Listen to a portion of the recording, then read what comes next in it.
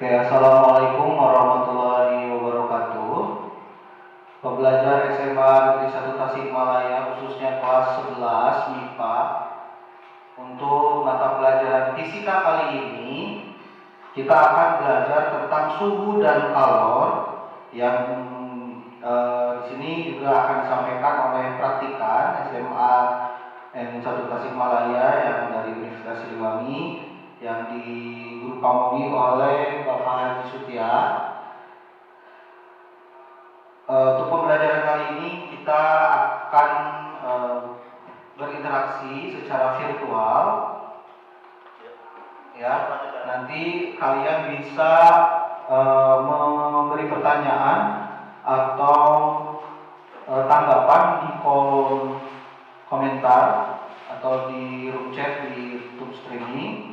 Jadi silakan interaktif, kalian juga bisa menulis nama dan kelas kalian sehingga nanti kita bisa mengecek ulang bagi siapa saja yang mengikuti pembelajaran kali ini, siapa saja yang berinteraktif di proses pembelajaran kali ini. Jadi misalnya nama atau kelas kalian bisa juga masukkan di kolom komentar, silakan ya dari sekarang. Termasuk yang paling penting adalah tanggapan serta mungkin ada pertanyaan mengenai proses pembelajaran khususnya pada materi suhu dan kalor kali ini. Oke, untuk mengefektifkan waktu, saya ucapkan juga terima kasih yang sudah mulai bergabung dari tadi, dan tolong diingatkan temannya yang lainnya supaya ikut juga bergabung di kegiatan live streaming fisika kelas 11 kali ini. Baik, untuk mengefektifkan waktu, saya serahkan kepada Ibu Ayuni untuk menyampaikan materi pembelajaran.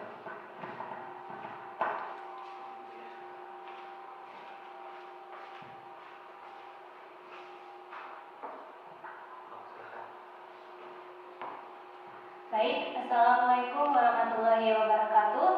Selamat pagi anak-anak. Semoga yang di rumah tidak sedang ketiduran ya. Harap untuk memperhatikan dengan baik materi hari ini. Nah, sebelumnya saya akan perkenalan terlebih dahulu. Nama saya Ainul Raini. Di sini saya akan menyampaikan materi tentang suhu dan kalor. Nah, untuk suhu dan kalor, kalian pasti sudah sangat familiar dengan kata suhu.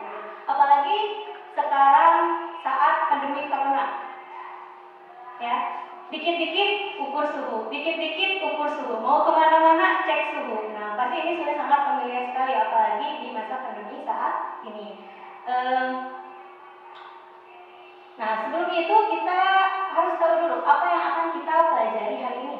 Nah, yang akan kita pelajari hari ini yang pertama itu adalah tentang suhu. Nah, suhu di sini kita akan belajar tentang pengertian suhu dan skala-skala suhu. Nah, kalian pasti sudah tahu kan, familiar, apalagi di SMP ada 4 suhu yang sudah sangat terkenal, yaitu Celcius, Kelvin, Fahrenheit, dan Kelvin.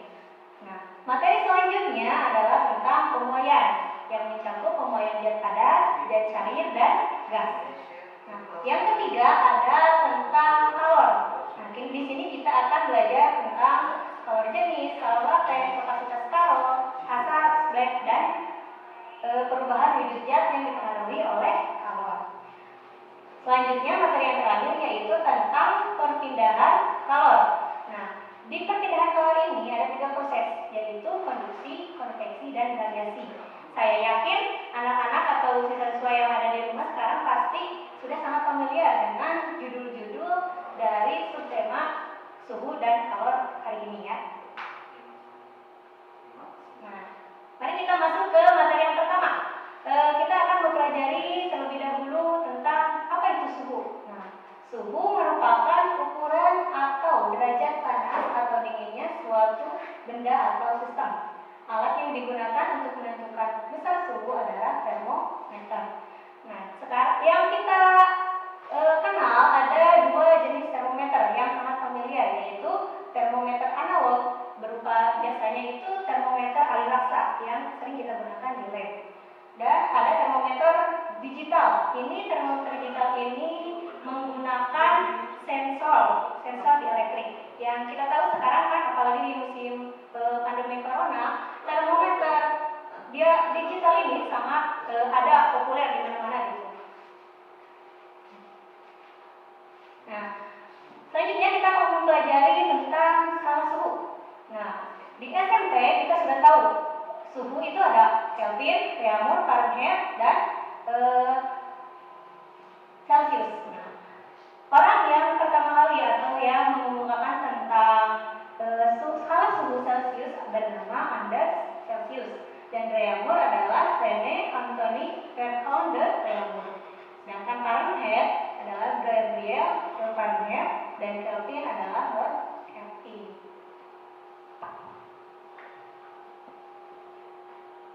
Nah, ketika SMP kita pasti tahunya itu mencari skala Celsius dari skala Reaumur. Biasanya kita bisa dapat menggunakan perbandingan, di mana perbandingan itu didapat dari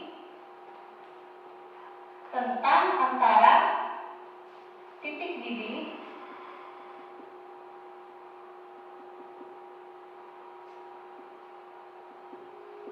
dan titik beku.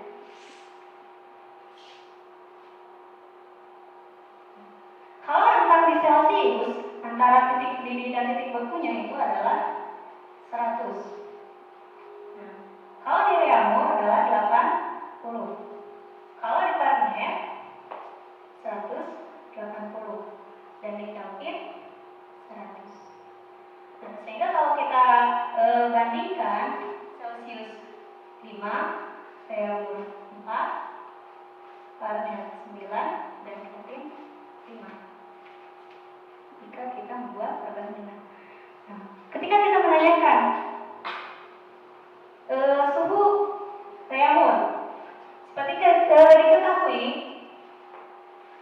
diketahui itu berapakah 80 derajat Reaumur di skala Celsius. Nah, ketika SMP kita pasti menulisnya itu TC sama dengan kita lihat perbandingan dari sini. Kalau kita lihat perbandingan berarti suhu TC suhu Reaumur sama dengan Reaumur itu adalah 4 dan Celsius 5. Maka TC-nya itu adalah 5/4 dikali suhu Reaumur. Biasanya kan kalau SMP kita seperti ini ya, untuk mencari suhu, salah satu untuk mencari skala suhu. Tapi ternyata ada juga cara yang lain.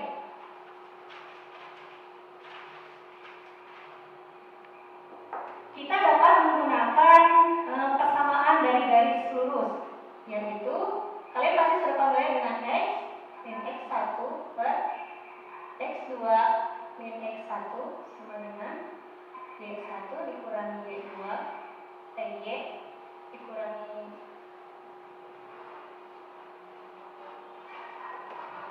Y1 per Y2 dikurangi Y1. Kita anggap X1 dan Y1 adalah titik beku, dan X2 dan Y2 adalah titik didih.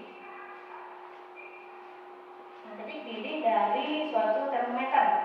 Nah, dengan menggunakan rumus ini, tidak hanya skala termometer ini yang dapat kita ketahui, tapi kita juga dapat mengetahui skala termometer yang lainnya.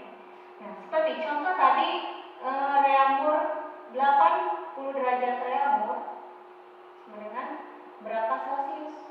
Derajat Celsius. Nah, jika kita menggunakan rumus kesamaan ini, maka X-nya itu, kalau kita anggap X-nya ini adalah termometer Reaumur, maka kan 80 dikurangi, nah titik beku dari Reaumur adalah 0 per, nah X2 nya itu adalah titik didih dari Reaumur, yaitu 80 dikurangi 0 sama dengan Y nya, kita yang mencari Y nya karena kita anggap Y nya itu adalah Celcius. Dikurangi titik beku Celcius adalah 0 juga per 100 dikurangi 0. Kita tinggal operasikan lagi. 80 per 80 sama dengan ya per 100. Ini kita dapat seret jadi 1 dengan Y per 100. Berarti Y sama dengan 100 derajat Celcius. Mungkin sedikit agak rumit, tapi rumus ini efektif untuk kita mengetahui skala suhu dari termometer tertentu. Seperti termometernya itu adalah termometer X atau termometer A gitu. Jadi rumus ini efektif untuk mencari suhu termometer lainnya.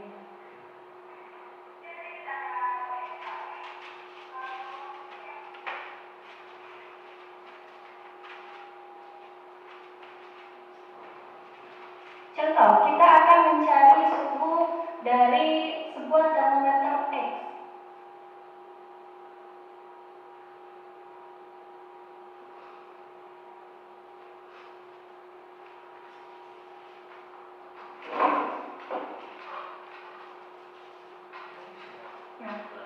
Nah, di sini ada sebuah termometer, ya.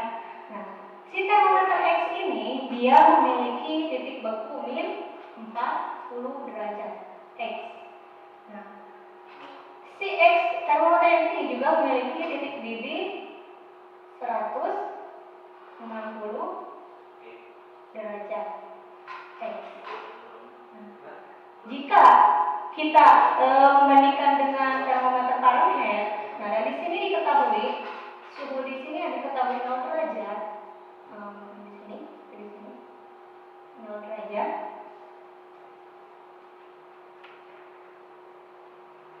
Maka suhu 0 derajat Fahrenheit di termometer X adalah berapa gitu? Nah, kita dapat menulisnya itu diketahui. Kita simbolkan titik didih itu adalah TD. Titik didih X adalah 160. Nah, titik beku X adalah min 40 derajat. Nah, sedangkan Fahrenheit titik didih Fahrenheit adalah 212. Nah, dan titik beku Fahrenheit derajat Fahrenheit. Bila ditanyakannya itu bila 0 derajat di Fahrenheit, maka berapakah di termometer X? Dapat dijawab dengan menggunakan rumus ini. Kita coba menggunakan rumus ini. Nanti kita masukkan X-nya itu termometer X dan Y itu termometer Fahrenheit. Nanti X-nya itu kan kita mencari X-nya. Nah, kurangi titik bekunya 40. Masukkan titik didih dan titik bekunya. Y-nya kita udah tahu yaitu 0 kali 30.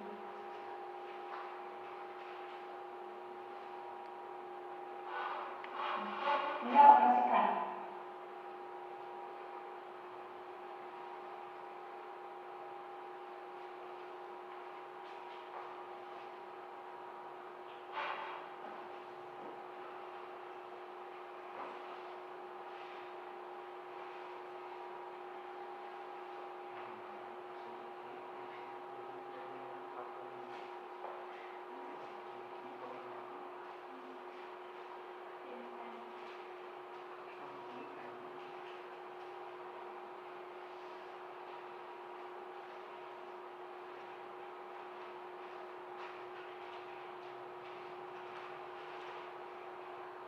Nah, silakan yang di rumah, mungkin ada yang mau menjawab berapakah suhu X-nya. Ini sudah setengah jalan. Silakan yang di rumah mencoba. Apakah ada yang mengetahui nilai akhirnya berapa? Nilai 1 menit. Dalam 1 menit ya.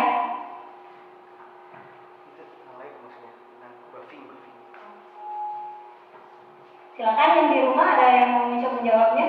Berapakah akhir dari suhu X ini jika 0 derajat Fahrenheit? Akan sama di termometer X-nya itu berapa?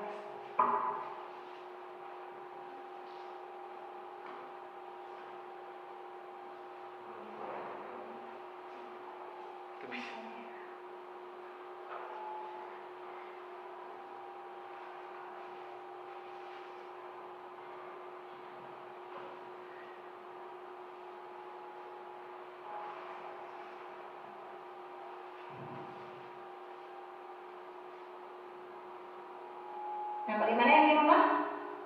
Sudah ada yang menjawab? Dari sini itu operasi matematikanya ya, tinggal dipindah-pindahkan.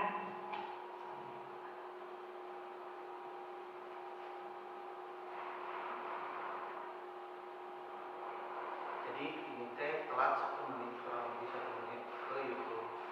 Jadi loading jadi kayak loading. Jadi kalau di sini udah A, di sini udah Z, udah C, di sana masih A. Ya, jadi sambil nunggu jawaban mungkin sambil mulai. Nah, sambil kita menunggu jawaban yang lain, nanti kalau udah ketemu jawabannya silahkan komen ya. Nah, kita ke materi selanjutnya.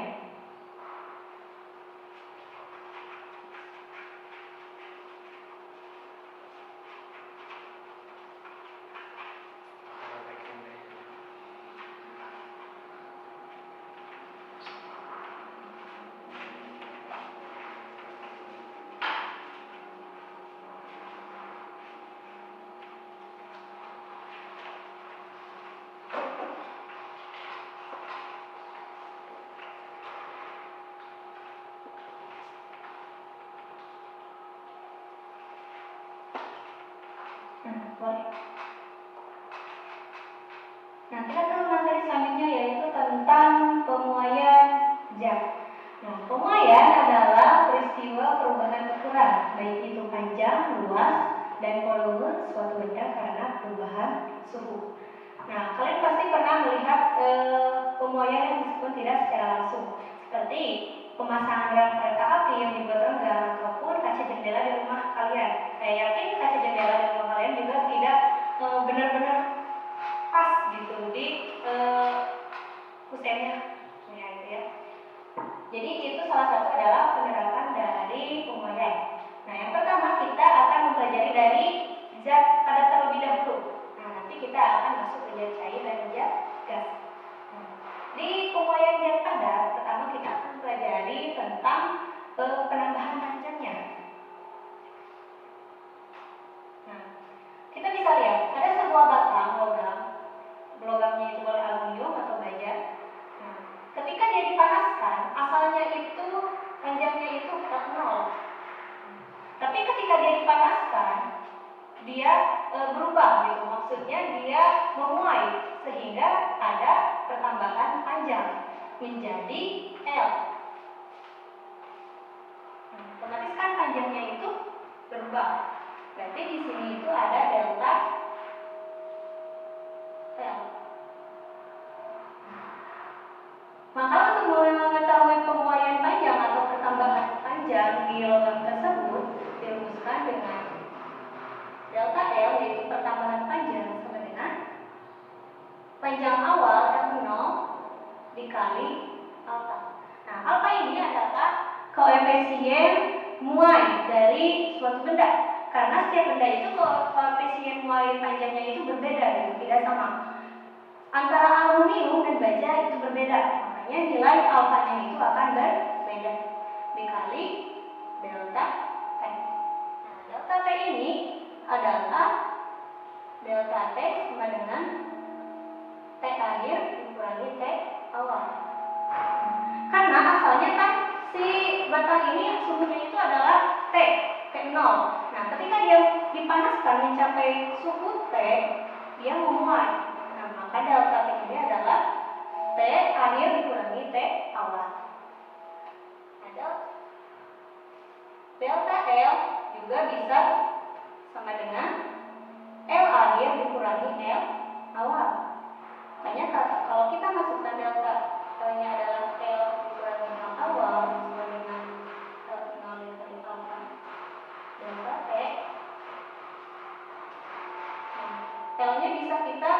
pindahkan kembali berarti L0 alfa delta T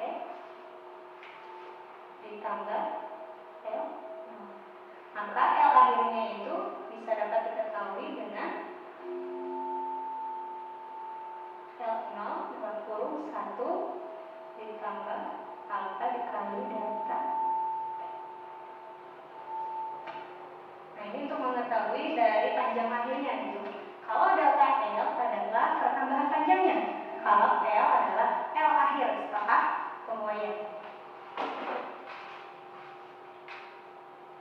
Ada yang jawab dari Yusril 7,5 derajat X. Oh iya, terima kasih Yusril telah menjawab. 75,5. Oh iya. Nah, kita lanjut ke materi selanjutnya ya. Tadi kan udah pemuaian panjang. Nah, sekarang pemuaian volume. Nah, di pemuaian volume ini jadi kayak ada suatu lempengan, entah itu aluminium ataupun baja atau yang lainnya gitu. Nah, seperti tadi di pemuaian panjang, nah di pemuaian luas ini juga bedanya. Kalau di sini panjang yang ditanyakan, kalau di sini luas. Berarti delta A pertambahan luas sama dengan A0. Nah, kalau di sini kali 2 alfa delta T, atau juga delta A sama dengan A0 dikali delta kali delta T. Jadi kalau di pemuaian panjang itu betanya itu adalah sama dengan 2 kali koefisien muai panjang. Itu untuk di pemuaian luas. Nah, selanjutnya ada pemuaian volume.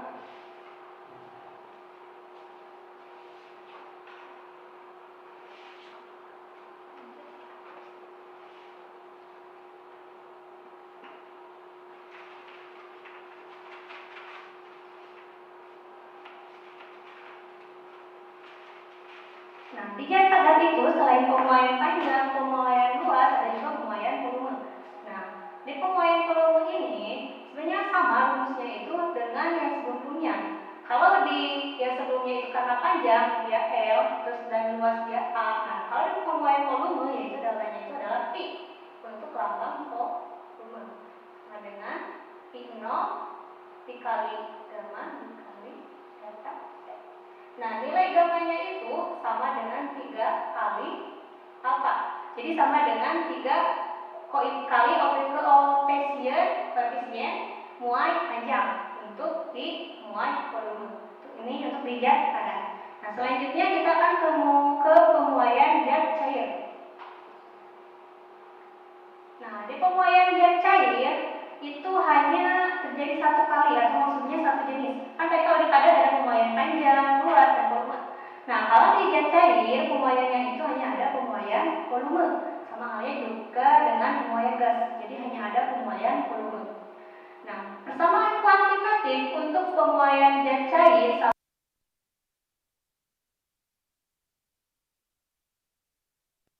maksudnya kan volume air itu pemuaian volume adalah delta kali gamma dikali delta T.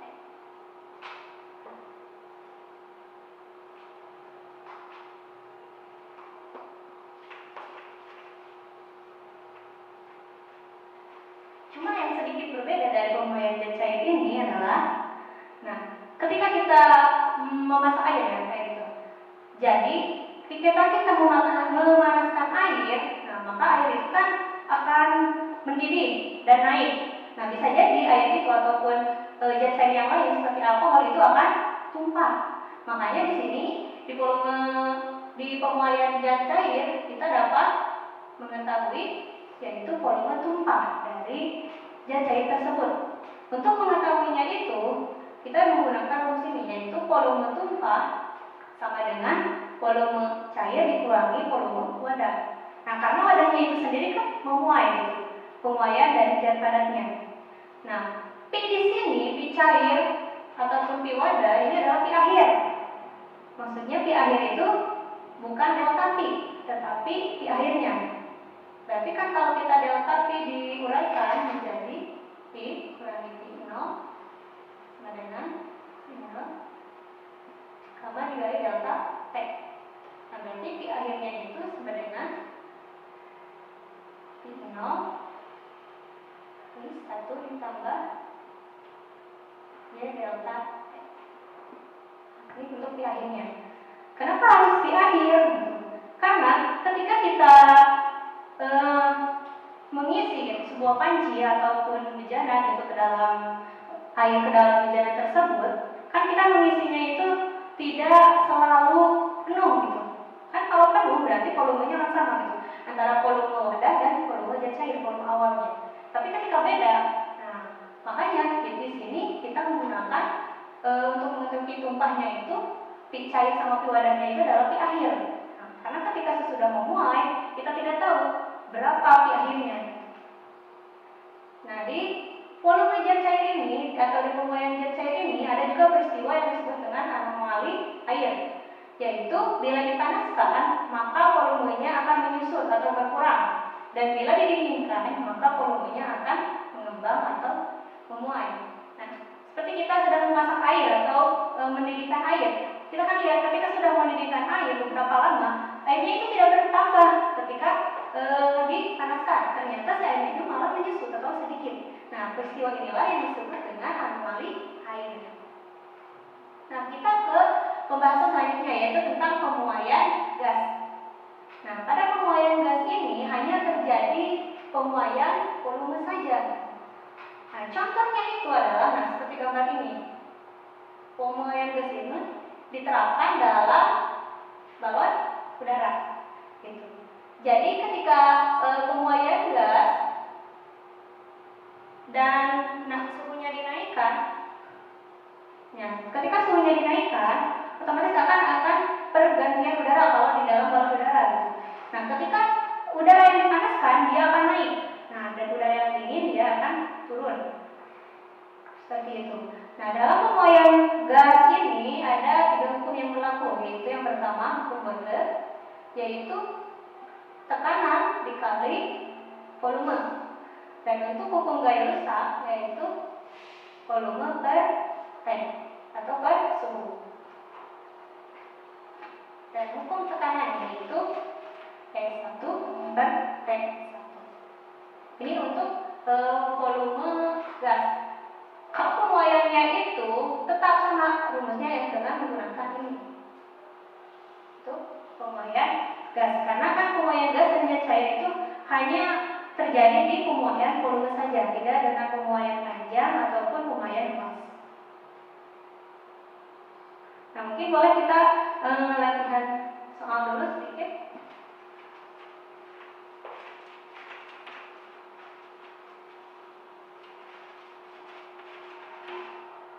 Dapat diperhatikan nomor 1. Kita coba dengan mengerjakan nomor 1. Diketahuinya itu, pertama kita lihat batang kuningan memiliki panjang mula-mula 40 cm, berarti L0-nya itu sama dengan 40 cm. Dipanaskan hingga suhunya 80 derajat Celcius, berarti delta T-nya itu kan sama dengan T kurangi T0. Nah, karena dipanaskan berarti mencapai 80 derajat Celcius. Ternyata pertambahan panjangnya yaitu 40,04, berarti delta L nya itu sama dengan 40,04 cm. Jika koefisiennya itu 2 kali 45 derajat Celcius, maka suhu awal batangan adalah, nah ternyata yang ditanyakannya itu adalah suhu awalnya. Jawab.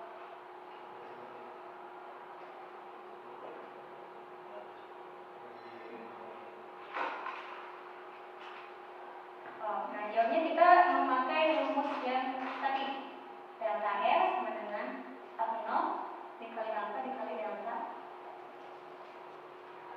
maaf, untuk ini bukan delta T ya, tapi L akhirnya. Karena delta T kan tambahan panjang. Nah, karena delta L adalah L akhir dikurangi L awal, sama dengan kita menol dikali alfa. Nah, dalam volume kita masukkan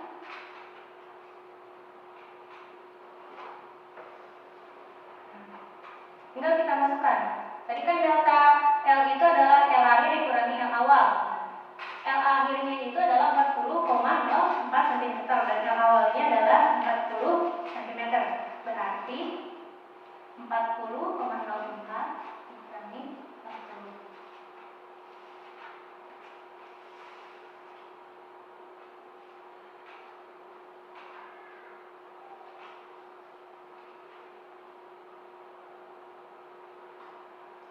Nah, tinggal dikurangi saja, berarti ini 0,0. Bentar.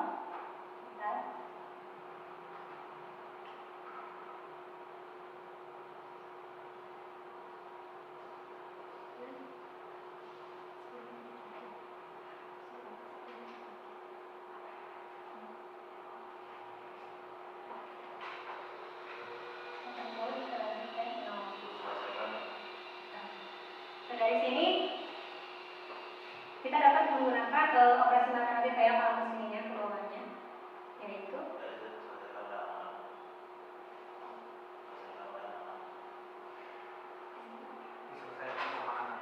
diselesaikan sama anak-anak saja ya.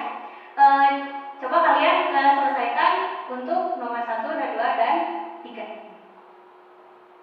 Nah, mungkin dari yang nomor 1 bisa, kalau yang sudah selesai silahkan dijawab di kolom komentarnya ya. Nah, untuk nomor 2, kalian juga bisa lihat yang nomor 2 ini adalah pemoya volume. Nah, yang ditanyakannya itu kan paksa yang tumpah, berarti kita memakai dari volume yang tumpah. Nah, untuk nomor 3, suhu gas berada dalam ruang tertutup. Nah, ini menggunakan tadi rumus yang di pemoyan gas. Materi selanjutnya. Nah, kita akan bahas ke materi selanjutnya, yaitu tentang kalor.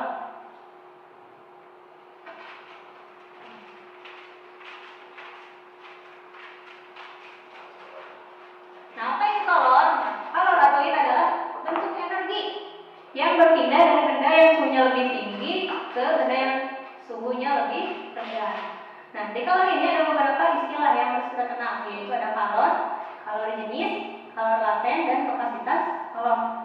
Nah, kalori jenis itu adalah kalor yang diperlukan untuk menaikkan suhu 1 kg atau suhu sebesar 1 Kelvin.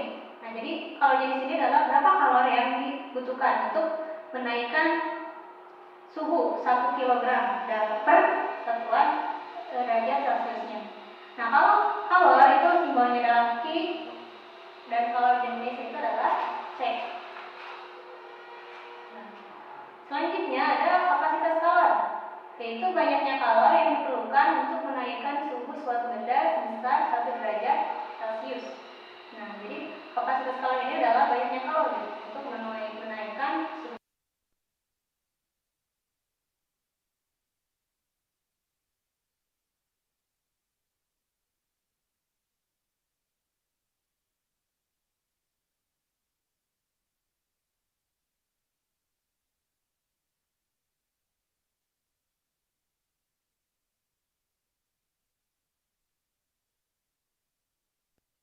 Membedakan dari seluruh perubahan ini. Nah, di perubahan-perubahan ini ada yang menerima kalor dan ada yang melepas kalor. Contohnya itu yaitu perubahan dari padat ke gas. Contoh perubahan dari padat ke gas itu disebut dengan penyublim. Nah, dari padat ke gas itu untuk merubah menjadi benda dari padat ke gas itu kan dinaikkan suhunya. Nah, ketika kita menaikkan suhunya, otomatis si zat padat ini akan berubah menjadi gas. Nah, berarti peristiwa menyublim ini si zat padat itu adalah menerima kalor, sebab untuk mengubah zat padat ini menjadi gas, maka dia harus menerima banyak kalor.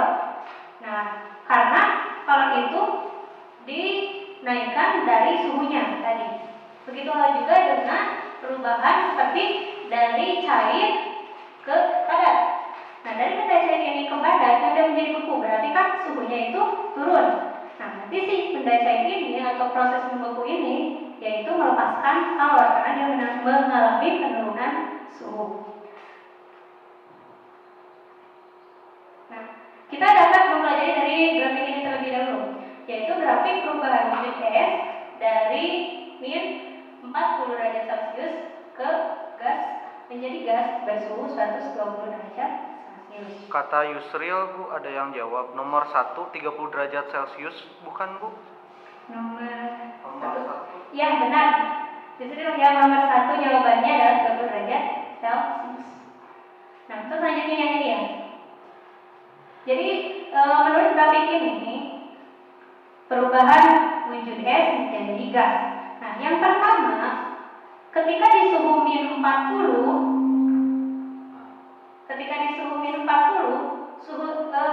suhu min 40 dia itu bentuknya itu padat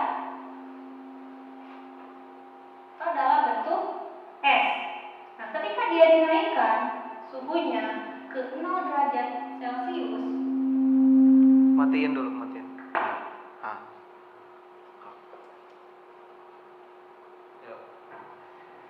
Ke 0 derajat Celcius, maka si esnya itu akan mulai mencair. Nah, di sini ada kalor yang berperan.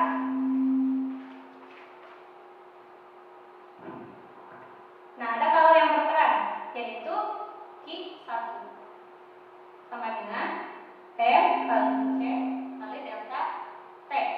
Karena dari perubahan min 40 ke 0 derajat dari padat mulai mencair, si esnya itu dia terjadi perubahan suhu. Nah, maka kalornya itu dipengaruhi oleh perubahan suhu, yaitu I sama dengan MC kali delta T. Nah, ketika si es mulai mencair di suhu 0 derajat, dia terus mencair meskipun tidak ada perubahan suhu. Nah, yang di sini kenapa si esnya itu terus mencair walaupun di suhu 0 derajat dan tidak terjadi perubahan suhu? Itu karena adanya kalor laten. Tadi yang disebut dengan kalor laten. Nah, kalor laten ketika di pencairan di sini itu disebutnya dengan kalor lebur. Nah, untuk mengetahui besar kalor di proses ini atau di proses yang ada kalor laten, berarti menggunakan rumusnya ini untuk kalor lebur, yaitu Q sama dengan M kali kalor lebur M. Ketika sudah di titik ini, di titik 0 derajat, terjadi peningkatan suhu kembali, gitu. Si suhunya itu kembali meningkat dari 0 derajat ke 100 derajat Celcius. Maka Q-nya itu Q yang selanjutnya, kalau di sini Q2 dengan M kali L, maka di sini Q3-nya itu sama dengan M kali C kali delta T. Jadi si airnya itu mulai mendidih. Tadi dia naik suhu mulai mencair, terus di suhu 0 derajat dia terus mencair. Nah, itu naikkan lagi suhunya, maka si airnya itu akan mendidih. Nah, setelah mendidih di 100 derajat Celcius, di sini si air mulai berubah menjadi uap, meskipun suhunya tetap dengan 100 derajat Celcius konstan. Maka di sini juga berlaku kalor laten kembali yang disebut dengan kalor uap. Nah, makanya di Q4 ini itu sama dengan massa dikali kalor latennya itu adalah kalor uap. M kali U. Nah, kalor laten uap ataupun lebur itu diketahui dari nanti soal yang akan kalian kerjakan. Nah, yang selanjutnya ada tentang asas Black.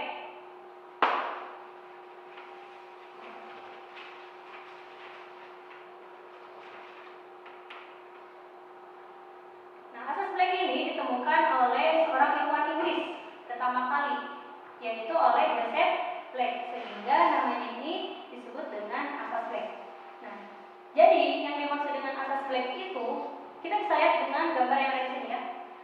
Dalam sebuah gelas itu ada air. Nah, di air ini kita beri es. Kan kalau diberi es berarti supaya dingin kan.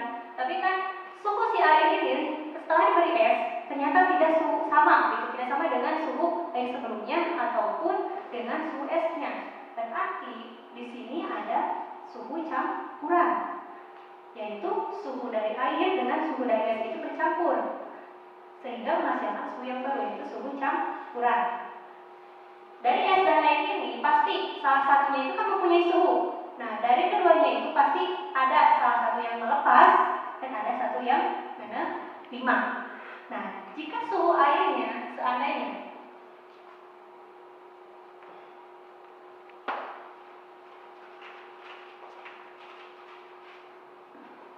jika T airnya diketahui 40 derajat Celcius dan TS-nya itu adalah 0 derajat Celcius, berarti kan suhunya itu mengalir dari yang tinggi ke yang rendah. Berarti yang melepas kalor yaitu adalah air. Nah, dan yang menerima adalah es, karena kan suhu mengalir dari yang lebih tinggi ke yang lebih rendah.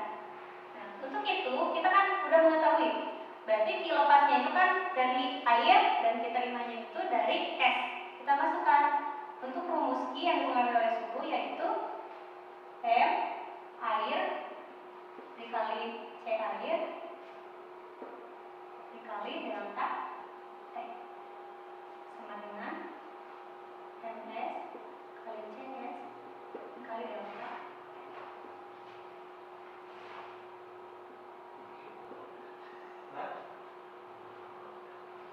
Nah, di delta T ini, nah, sebelum si air turun suhunya ke es, pasti dia akan turun ke campurannya dulu. Berarti T air dikurangi N campuran sama dengan MS kali CS dikali. Nah, kalau dari es tadi kan lebih tinggi suhu campurannya, dikurangi suhu esnya. Nah, ini untuk asas Planck, contoh asas Planck. Nah, bisa jadi di sini tambah dengan kalor latennya gitu, tergantung dari keadaan nanti, dari keadaan soalnya ataupun keadaan dari benda yang nantinya gimana. Selanjutnya, nah ini ada contoh soal lagi.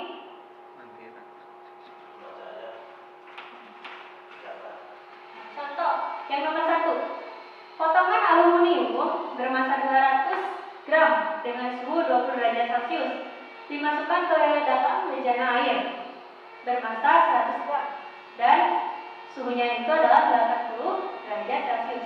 Jika diketahui kalau jenis aluminium adalah 0,22 per gram Celcius dan kalau jenis air 1 kalori per gram Celcius, maka suhu akhir air dan aluminium adalah, nah di sini dapat diketahui mana Q lepasnya dan mana Q terimanya. Tadi kan kalau Q lepas tadi suhunya yang lebih tinggi, karena suhu yang lebih tinggi itu mengalir ke suhu yang lebih rendah. Nah, kalian bisa menentukan mana Q lepas dan Q terimanya. Begitu juga dengan yang nomor selanjutnya.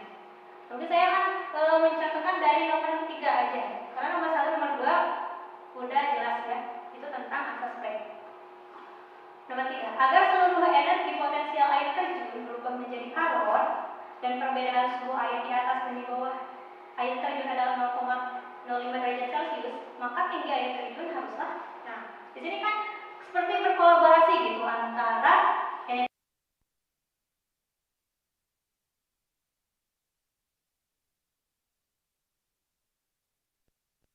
Ingat hukum pertukaran energi, di mana energi itu bisa dirubah ke bentuk yang lainnya. Berarti kalau untuk nomor 3, kan ini udah diketahuinya itu tadi adalah delta T-nya, yaitu 0,05 derajat Celcius.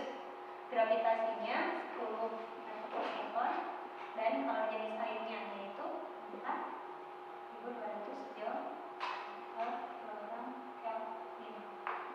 Nah, ditanyakannya itu H-nya. Nah, bagaimana mengerjakannya? Ya, nah, ingat bahwa hukum kekalan energi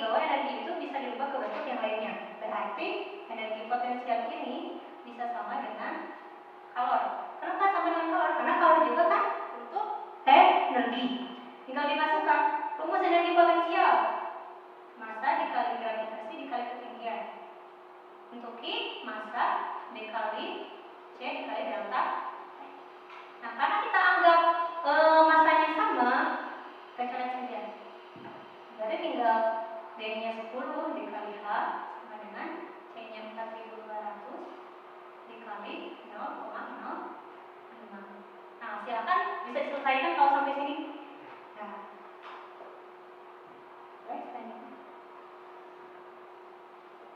Nah, untuk materi selanjutnya yaitu tentang perpindahan kalor. Nah, ada 3 jenis perpindahan kalor. Ada konduksi, konveksi, dan radiasi. Nah, dalam satu kejadian bisa dilihat di gambar.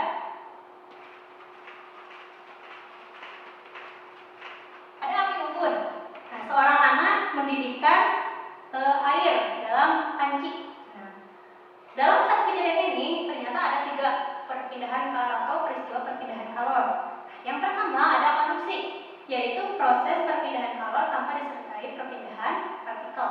Yaitu ketika api menyentuh pancinya, nah itu akan ada perpindahan kalor. Karena kan ketika kita menyentuh ujung panci ini akan terasa panas. Nah, tapi kenapa gagangnya ini dengan badan pancinya ini berbeda? Karena kan di konduksi itu bahannya itu ada 2 jenis gitu. Ada konduktor dan ada isolator. Nah, konduktor itu adalah penghantar panas yang baik, sedangkan isolator adalah penghantar panas yang kurang baik atau buruk. Makanya akan berbeda antara panas di badan panci dengan di pegangan panci. Nah, untuk mengetahui laju konduksi gitu, laju termal yang di dalam panci ini dapat menggunakan rumus Q per T sama dengan K kali A kali delta T per L. K. Yang tadi katanya 21 ada Yahya, Richard, Yusril, ada 3 orang. 21 meter. Yang mana? Yang sebelumnya. Yang tadi kayaknya yang soal yang tadi yang tinggi yang 10 kali H sama dengan yang itu tadi. Katanya 21 meter bukan bom katanya. Kurang tepat. Nah, mungkin bisa dihitung lagi ya. Itu kurang tepat, bukan 21 ya. Nah, kita lanjut lagi pembahasannya ya. Nah, di sini kita kan udah bisa mengetahui laju konduksi suatu benda gitu. Nah, rumusnya itu adalah menggunakan rumus ini, di mana K itu adalah koefisien termal konduksi, A itu adalah luas penampak, delta T perubahan luas, L-nya ini adalah panjang dari bendanya. Q per T ini juga bisa dilambangkan dengan T atau juga dengan H, sama dengan Q per T. Jadi jangan bingung jika ada yang menuliskan laju konduksi itu adalah H sama dengan H dikali delta T per L. Karena H ini sama dengan Q per T. T-nya ini adalah T waktu ya, bukan T suhu. Karena ini T-nya T kecil. Ini untuk laju konduksi. Nah, selanjutnya untuk proses perpindahan kalor yang selanjutnya yaitu ada konveksi. Nah, konveksi ini adalah proses perpindahan kalor disertai perpindahan partikelnya. Apa yang dimaksud dengan perpindahan partikelnya? Coba kita lihat gambar ini. Nah, ketika anak ini memanaskan air, ternyata si air atau partikel air yang ada di bawah ini, karena dia sudah panas, dia akan naik ke atas. Nah, yang ini akan turun ke bawah. Nah, di sini yang disebut dengan perpindahan kalor disertai partikelnya. Jadi ada pergantian, yang panas naik ke atas dan yang ini turun ke bawah. Ini untuk proses dari konveksi. Sama juga konveksi ini rumusnya itu adalah Q per T sama dengan H dikali luas penambang H dikali delta T. H-nya ini adalah koefisien termal konveksi. Nah, Q per T itu juga bisa H sama dengan H kecil dikali H dikali delta T. Nah, ini untuk konveksi. Nah, sedangkan perpindahan kalor yang lainnya itu ada radiasi, yaitu proses perpindahan kalor tanpa zat perantara. Nah, seperti ketika tangan kita dekat api kan akan terasa hangat. Tetapi untuk proses perpindahan kalor arti prosesnya itu adalah ketika kita berjemur di bawah matahari. Nah, kan matahari itu kan di luar bumi gitu ya. Nah, di antara ruang hampa itu yang disebut dengan proses perpindahan radiasi. Karena cahaya matahari itu bisa melewati ruang hampa ke bumi. Tetap terasa panasnya itu ke bumi gitu. Nah, itu untuk proses perpindahan tawar tanpa zat perantara atau yang disebut dengan radiasi. Yang rumusnya itu adalah I per T sama dengan E-nya ini adalah emisivitas. Nah, A-nya ini adalah ketapan Boltzmann. Terus A besar ini adalah luas penampang dikali T pangkat 4. Nah, dari radiasi ini ada emisivitas. Nah, emisivitas ini dipengaruhi oleh benda hitam, di mana benda hitam sempurna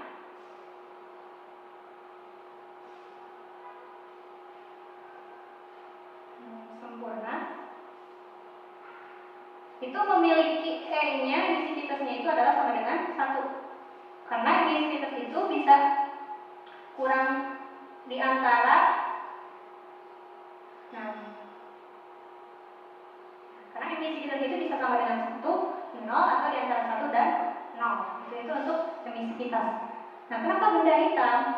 Nah, kita pasti sering kalau kita memakai benda hitam atau baju hitam, kita kan sering lebih mudah gerak. Nah, ini disebabkan karena benda hitam ini lebih menyerap kalori itu lebih cepat gitu ataupun lebih banyak. Makanya benda hitam itu ada di dapat menyerap kalori lebih banyak. Di radiasi ini dapat diperhitungkan yaitu dalam bentuk emisivitas. Nah, contoh soalnya.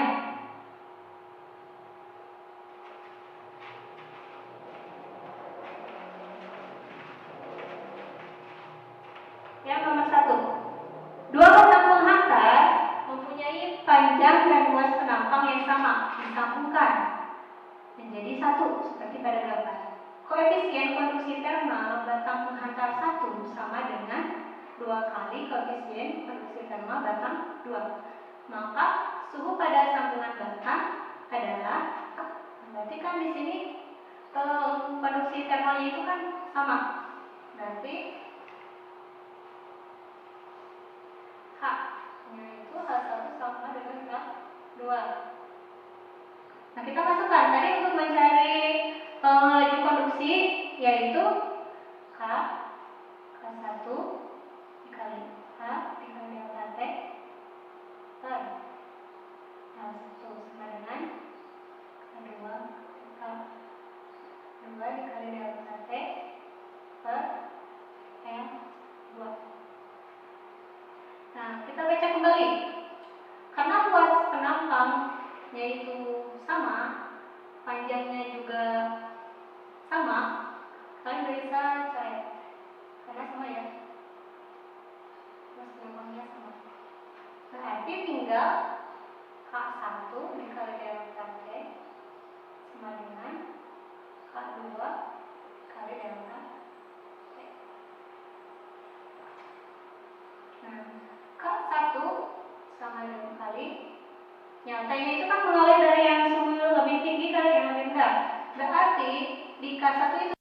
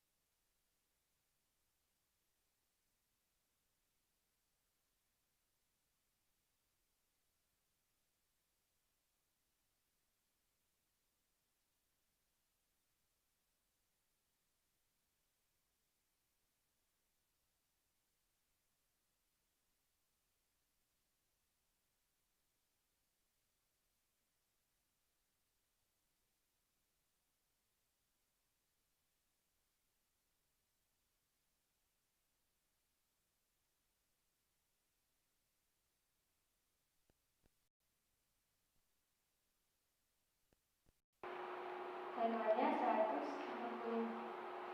140 PC. Nah, di sini kalian dapat menyelesaikannya. Yang sama mana? Nah, di sini tinggal operasi matematikanya. Silahkan boleh mengerjakan.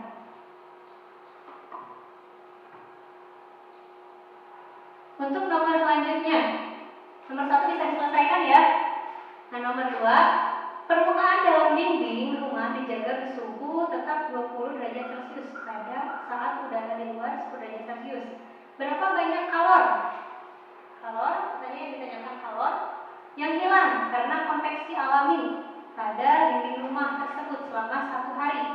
Jika ukuran dindingnya itu adalah 8 kali 4 meter dan anggap koefisien konveksinya itu rata-rata 3,5 joule per sekunder pada Kelvin. Nah, ini untuk mencari kalor yang di peristiwa perpindahan konveksi. Berarti kan tadi rumusnya itu memakai I per T dengan H kali K kali delta. Ini untuk yang nomor 2. Yang di rumah bisa menyelesaikan, tinggal memasukkan ya dan mengkonversi. Nanti kan kayak spek ini 1 hari berapa dalam sekon gitu. Itu untuk yang nomor 2. Nah, yang nomor 3, suatu benda hitam pada suhu 27 derajat Celcius akan memancarkan energi 15 joule per sekon. Berapakah energi yang dipancarkan benda hitam tersebut jika dipanaskan hingga suhunya menjadi 312 derajat Celcius? Kita kan tadi mengetahui, berarti kan benda hitam ini adalah proses radiasi. Nah, tadi di proses radiasi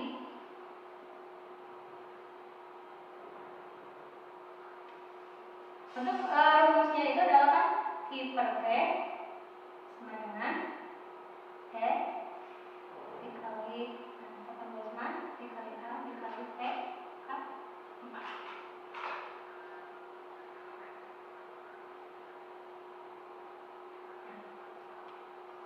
Di sini kan ada kalanya itu ada sebuah benda hitam yang suhunya 27 derajat. Nah, energinya itu 15 joule per sekon. Kita bisa anggap ini adalah kita ganti I per T-nya itu menjadi H ya. Nah, kita bisa anggap ini H satunya itu sama dengan 15 joule per sekon. T satunya sama dengan 27 derajat Celcius. Dirubah ke Kelvin ya. Berarti 27 Celcius ditambah 273 sama dengan 300 derajat dan 300 Kelvin. Nah, dipanaskan ternyata berarti diketahui ada T2 sama dengan 327 derajat Celcius tambah 273 berarti sama dengan 600 derajat Kelvin. Nah, karena H itu sebanding dengan suhu angka 4, nah maka kita dapat menggunakan perbandingan yaitu H1 per H2 sama dengan T1 pangkat 4 per T2 pangkat 4. Kita dapat menggunakan perbandingan ini. Berarti kalau untuk mencari H2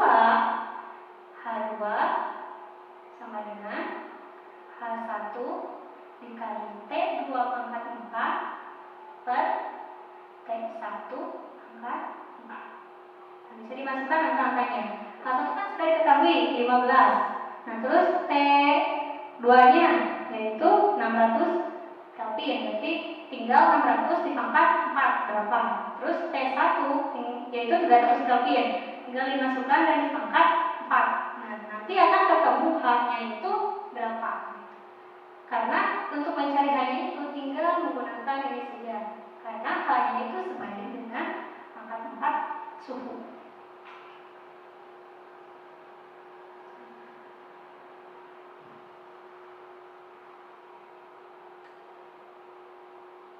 Silakan yang di rumah mungkin ada yang mengerjakan yang nomor 1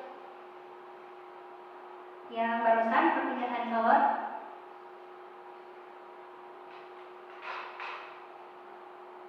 Ada yang sudah bisa menjawab yang nomor 1 untuk perpindahan kalor jenis konduksi. Berapa hasil akhirnya?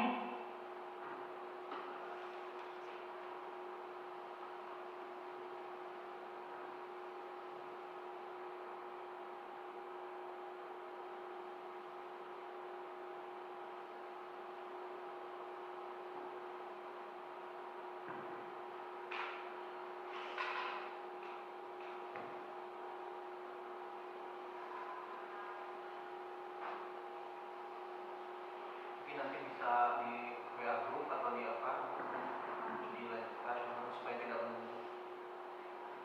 Nah, nanti jawabannya bisa dijawab di Google Classroom ya, ataupun di WA group. Kalau boleh, ada yang mau ditanyakan terlebih dahulu? Silakan yang di rumah. Sampai di sini ada yang mau ditanyakan perihal suhu dan kalor, atau ada yang kurang mengerti di bagian mananya?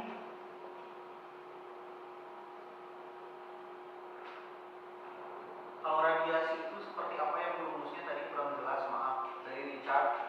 Oh, oke, yang radiasi. Coba. Nah, untuk yang radiasi, agak tulisannya agak mungkin kecil, agak diperbesar.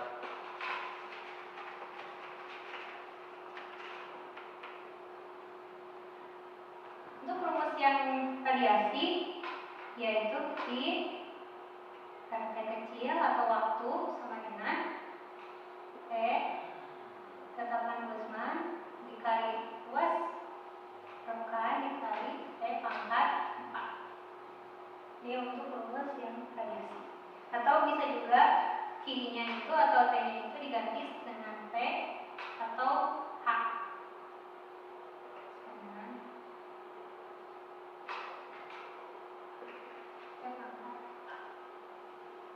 Boleh. Karena kan H-nya itu kan sama dengan kita.